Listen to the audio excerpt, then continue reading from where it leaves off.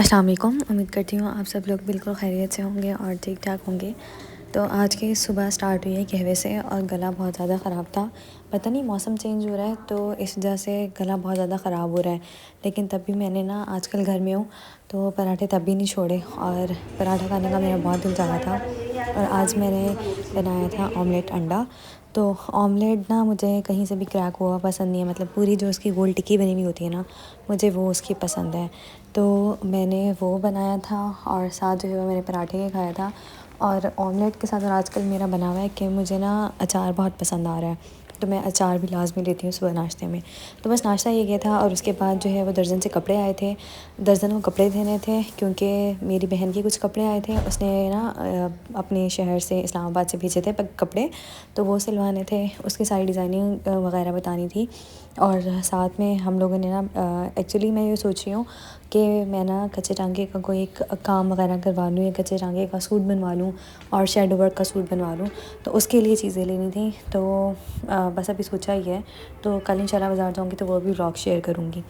अच्छा, मैंने जो सोचा था कि हम लोग जो है ना वो 7 डेज़ का चैलेंज स्टार्ट करते हैं। तो आज डे 1 है और डे 1 पे मैंने तकरीबन ये जो अपने सर में सिर्फ स्कैल्प पे जड़ों के अंदर जो है वो मैंने रोज़मेरी ऑयल लगाया है, सॉरी वाटर लगाया है। तो 7 डेज़ के बाद हम देखेंगे कि स्कैल्प पे कितना फ़र्क पड़ा और कितना फ़र्क नहीं पड़ा। वैसे तो 1 मंथ का होता है, लेकिन हम 7 डेज़ के बाद ना चेक कर लेंगे कि स्कैल्प में कोई बालों की ग्रोथ हुई है या बाल लंबे हुए या नहीं हुए। तो अच्छा, ये जो सूट थे ये सूट आए थे। अच्छा, ये 2 सूट थे, एक था ओरिएंट का सूट और दूसरा था आई गेस बीच ट्री का सूट। हाँ, 2 ये सूट थे। तो आजकल लॉन वगैरह की कपड़ों पे सेल तो नहीं लगी हुई, लेकिन इसने जो है मेरी बहन ने लास्ट ईयर ले लिए थे, लाइक पिछली कलेक्शन है, तो इस पर थोड़ी बहुत सेल लगी हुई थी तो उसने ले लिए थे। पहला जो है वो ऑरेंज का सूट है और जिंक कलर का सूट है। टोटल इसकी जो प्राइस है 4490 है। अब मैंने उसे आफ्टर सेल प्राइस नहीं पूछी, लेकिन खैर ये उसका सूट है। तो ये जिंक कलर का बड़ा प्यारा सा कलर है और जो कॉटन कपड़ा होता है ना वो कपड़ा है इसका, और इस पर छोटी छोटी बूटी बनी हुई है। तो मुझे कपड़ा तो अच्छा लगा है। और मज़े की बात ये होती है कि ऑरेंज के ना कलर्स डार्क होते हैं, कुछ लोगों को डार्क कलर पसंद होते हैं पहनना, तो मैं उनमें से ही हूँ कि मुझे डार्क कलर्स अच्छे लगते हैं पहने हुए। तो इसके साथ जो है उसने लेस भेजी थी, लेस वगैरह सब कुछ उसने मैच करके भेजा था ताकि हम लोगों को कोई मसला ना हो। तो उसके साथ इसने ना ऑरेंज कलर की शर्ट लेस भेजी थी, तो मैं साथ में ना पिक्चर अटैच कर दूँगी कि कैसे उसने बनवाना है, तो वैसे इंशाल्लाह बन जाएगा। और ये ना बॉर्डर था, तो मैं ये सोच रही थी कि ना उसे कहती हूँ कि बॉर्डर भी कहीं लगवा ले। पहले वो कहती थी कि बॉर्डर नहीं लगाना, लेकिन फिर मैंने उसे फ़ोन करके कहा कि ना बॉर्डर लगवा ले, बॉर्डर अच्छा लगेगा। तो वो कहती चलो ठीक है बॉर्डर ना लगवा दो, बॉर्डर से वैसे भी ना फिनिशिंग आ जाती है। तो उसके साथ उसने बटन्स भी भेजे थे, और बटन्स जो है ये 8-8 या 9-9 बटन्स उसने इसके साथ ना भेजे थे। तो अभी आपको रियल कलर नज़र आ रहा है, देखें कितना प्यारा कितना खूबसूरत कलर है। और सर्दी में वैसे भी ना मतलब थोड़े से डार्क कलर्स अच्छे लगते हैं पहने हुए। डार्क कलर्स में ना कलर भी आपका इन्हांस लगता है, मतलब अगर आप वाइट हो तो और वाइट लगते हो, और अगर आपका थोड़ा सा डल कॉम्प्लेक्शन है तो आपका कॉम्प्लेक्शन जो है वो निकल के आता है। तो वैसे अपनी अपनी प्रेफरेंस होती है कि आप लोग जो मर्ज़ी पहने, लेकिन मैं ये जो प्रेफर करती हूँ कि मैं डार्क कलर्स पहनूँ। अच्छा, नेक्स्ट जो सूट था वो ब्रेकआउट का सूट था, और ब्रेकआउट का ये 2 पीस था, शर्ट और दुपट्टा, ठीक है। तो शलवार जो है वो हमने इसके साथ मैच की थी, और मेहंदी कलर का ये सूट है। दुपट्टा जो है इसका रेशमी है, और लेकिन जो शर्ट है ना वो लॉन की है, ठीक है। और मज़े की बात ये है कि थैंक गॉड इसका जो पैच है ना, पैच नहीं है और गले पे पहले ही एम्ब्रॉयडरी हुई हुई है। इसकी जो प्राइस थी 3050 थी, 3050 थी, लेकिन अब मुझे सेल के बाद नहीं पता कि कितने का हो गया है। तो खैर ये मेहंदी कलर का सूट है। अच्छा, इसका मैं ये बताई थी कि गला जो है ना वो पहले से ही बन के आया हुआ है, लाइक आपको पैच लगाने की ज़रूरत नहीं पड़ी। क्योंकि आजकल ये हो रहा है कि जब भी मैं दर्जन को देती हूँ ना पैच लगाने के लिए, तो तकरीबन 700-800 तो वो कहती है कि रेटे वाले नहीं ले लिए हैं पैच लगाने के। यार मुझे समझ नहीं आता, या तो रेटे वाला उसे लूट रहा है या तो वो ज़्यादा पैसे बता रही है, मुझे समझ नहीं आता कि वो। अच्छा, मैंने एक सफ़ाई के सूट पे ना उससे लगवाया है रेटे वाले से, बाजू पे, घेर पे और गले पे, तो उसने तकरीबन 700 उसका लिया है।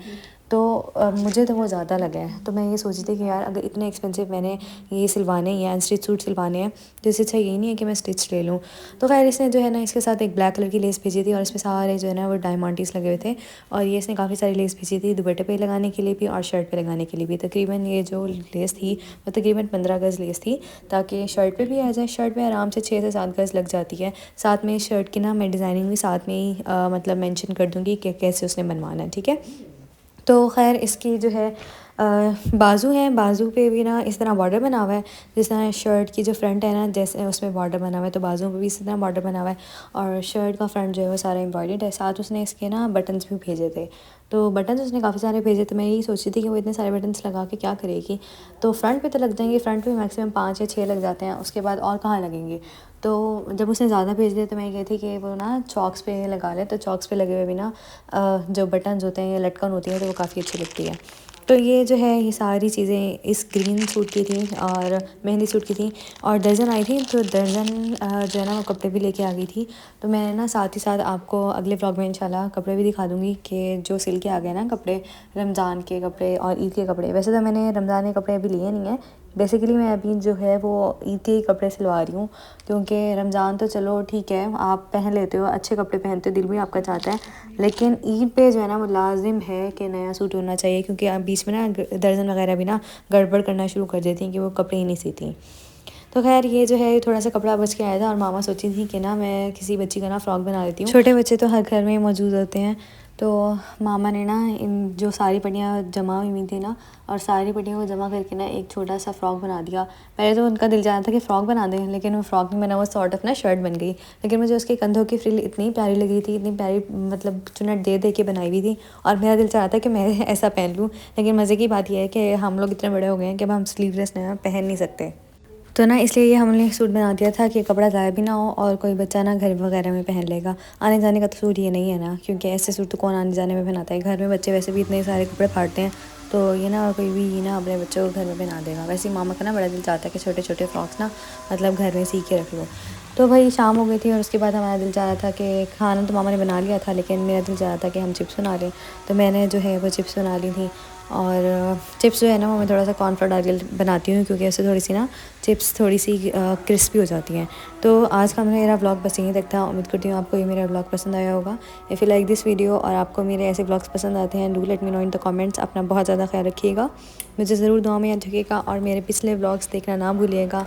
ओके, अल्लाह हाफ़िज़, फ़ी अमान अल्लाह।